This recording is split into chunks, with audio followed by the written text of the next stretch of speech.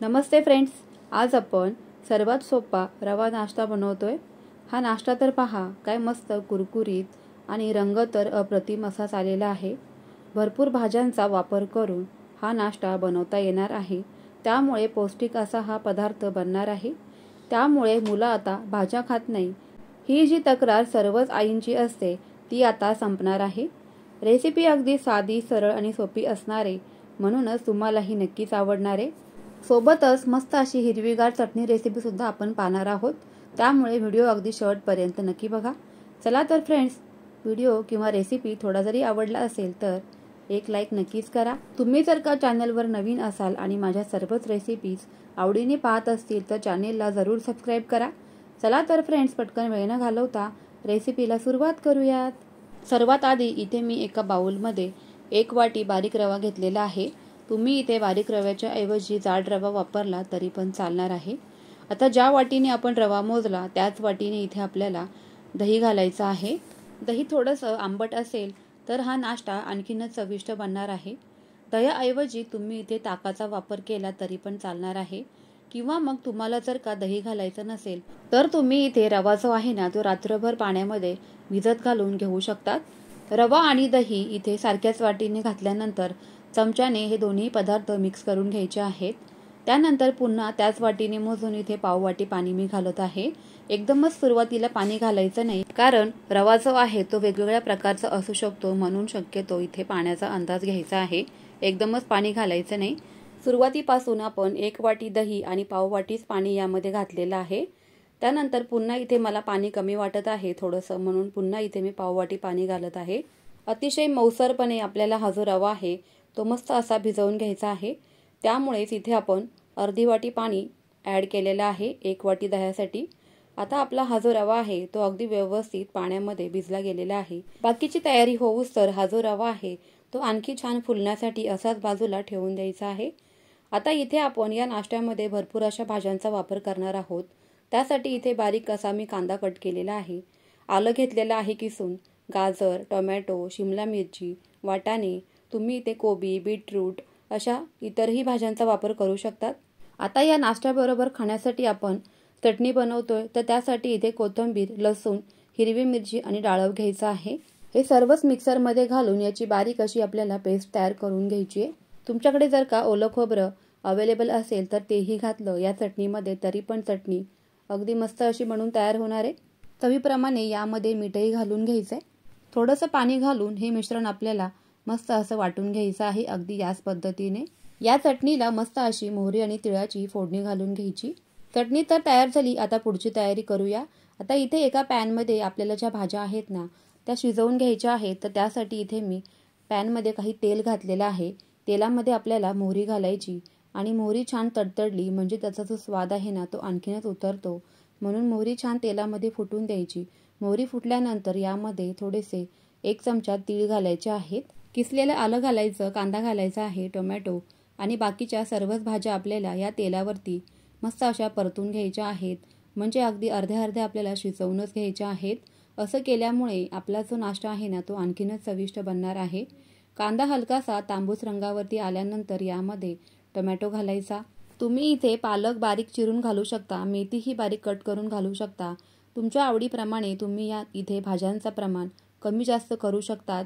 यामध्ये कोणत्या भाज्या घातल्या आहेत हे अगदी मुलांच्या लक्षातही येत नाही, म्हणूनच सर्वच भाज्यांचा तुम्ही या नाश्त्यामध्ये वापर करू शकता। कांदा आणि टोमॅटो परतून झाल्यानंतर यामध्ये याच्या सर्वच भाज्या आहेत त्या आपण ॲड करून घेऊयात। सध्या बाजारामध्ये भरपूर अशा भाज्या उपलब्ध असल्यामुळे या संधीचा फायदा आपण घ्यायलाच हवा, नाही का?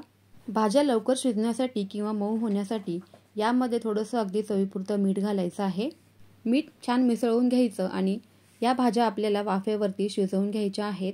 त्यामुळे यावरती अगदी 5 ते 7 मिनिटं झाकण ठेवून भाज्या मस्त अशा वाफळून घ्यायच्या आहेत, अगदी याच पद्धतीने।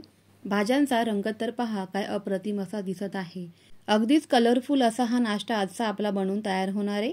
रवा जो आपण 5 ते 10 मिनिटं बाजूला भिजत ठेवलेला होता तो काय छान फुलून तयार झालेला आहे, मस्त मऊही झालेला आहे। आता या सर्व शिजवून घेतलेल्या भाज्या या रव्यामध्ये ॲड करायच्या आहेत। घातलेल्या सर्वच भाज्या या रव्यामध्ये मस्त अशा मिक्स करून घेऊयात। तुम्हाला जर का खूप जास्त घाई गडबड असेल तर तुम्ही आदल्याच दिवशी हे जे मिश्रण आहे ते फ्रीजमध्ये बनवून ठेवू शकतात आणि सकाळी अगदी फटाफट तुम्ही हा नाश्ता मुलांच्या टिफिनसाठी बनवून देऊ शकता। सुरुवातीला आपण ज्या वेळेला रवा भिजवला त्यावेळेला यामध्ये मीठ घातलेलं नव्हतं, त्यामुळे आता मीठ घालायचं आहे आणि इथे पाव चमचा खाण्याचा सोडा घालायचा आहे आणि हा जो सोडा आहे तो ॲक्टिव्ह करण्यासाठी थोडंसं अगदी चमचाभर यावरून पाणी घालायचं आहे। सोड्याच्या ऐवजी तुम्ही इथे इनो फ्रूट सॉल्ट वापरला तरीही चालणार आहे किंवा मग कोणत्याही प्रकारचा सोडा नाही घातला तरी पण चालणार आहे, तुमच्या आवडीनुसार। आता यामध्ये सोडा घातल्याबरोबरच मिश्रण तुम्ही बघू शकताय मस्त असं फुलून तयार झालेलं आहे। भाज्या सुद्धा अगदी व्यवस्थित या रव्यामध्ये मिक्स झालेल्या आहेत। नॉनस्टिकचा एखादा पॅन तुम्ही गॅसवर ठेवू शकता, या पद्धतीचा असला तरीही चालेल किंवा मग साधा आपण डोसा ज्यामध्ये बनवतो त्यामध्ये तुम्ही हा नाश्ता तयार केला तरीही चालेल। आता खाली पॅनवरती 1 चमचा तूप घालायचा आहे आणि त्यावरून हा जो नाश्ता आहे तो चमच्याने अशा प्रकारे पसरवून द्यायचा आहे। तुम्हाला जो शेप आवडत असेल त्या शेपमध्ये तुम्ही हा नाश्ता बनवू शकतात। तुम्हाला जर का गोल आकार आवडत आहे तर तुम्ही इथे गोलाकारामध्ये किंवा मग चौकोनी छोटे छोटे असे गोल बनवले तरीही चालणार आहे। तुमच्या आवडीनुसार तुम्ही इथे या नाश्त्याला शेप देऊ शकतात।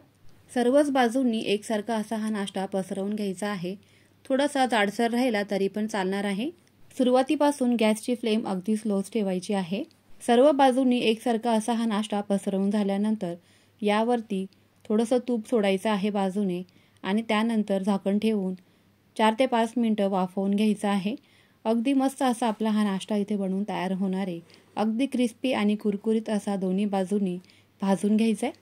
वरील बाजू पूर्णपणे कोरडी झाल्यासारखी वाटल्यानंतर हलक्या हाताने आपल्याला कलथ्याच्या मदतीने अशी बाजू याची उलटपलट करून घ्यायची आहे आणि दोन्ही बाजूने मस्त खरपूस असा नाश्ता भाजून घ्यायचा आहे। रंग तर पहा काय मस्त असाच आलेला आहे। शिवाय यामध्ये भरपूर भाज्यांचा वापर केल्यामुळे मुलांच्या लक्षातही येत नाही की आपण कुठल्या भाज्या खाल्ल्या आहेत आणि कुठल्या नाही ते, त्यामुळे आईला नक्की समाधान मिळणार आहे की आपल्या मुलाने सर्वच भाज्या खाल्लेल्या आहेत। नाश्ता बनवून झाल्यानंतर सुरीच्या मदतीने तुम्ही तुमच्या आवडीप्रमाणे या नाश्त्याला कट देऊन घेऊ शकता। तुम्हाला जर का सरळ यांचे भाग पाडायचे असतील तर तुम्ही सरळही भाग पाडू शकतात, पण इथे या पद्धतीने कट केल्यानंतर अगदी मस्त असा आकार ह्या नाश्त्याला दिसत आहे, त्यामुळे इथे मी याच पद्धतीने कट करून घेतलेला आहे। सँडविचचा शेप इथे बनवून तयार झालेला आहे आणि चटणीला सुद्धा मस्त अशी मोहरीची आणि तिळाची फोडणी देऊन घेतलेली आहे बरं का। कशी वाटली मग तुम्हाला आजची ही रेसिपी? आवडली का? आवडली असेल तर व्हिडिओला एक लाईक नक्कीच करा। त्याचबरोबर तुमच्या फ्रेंड्स आणि फॅमिलीसोबत जास्तीत जास्त शेअर नक्की करा, म्हणजे त्यांनाही अशा रेसिपीज छान छान पाहता येतील। चला तर फ्रेंड्स, पुन्हा भेटूया, तोपर्यंत बाय।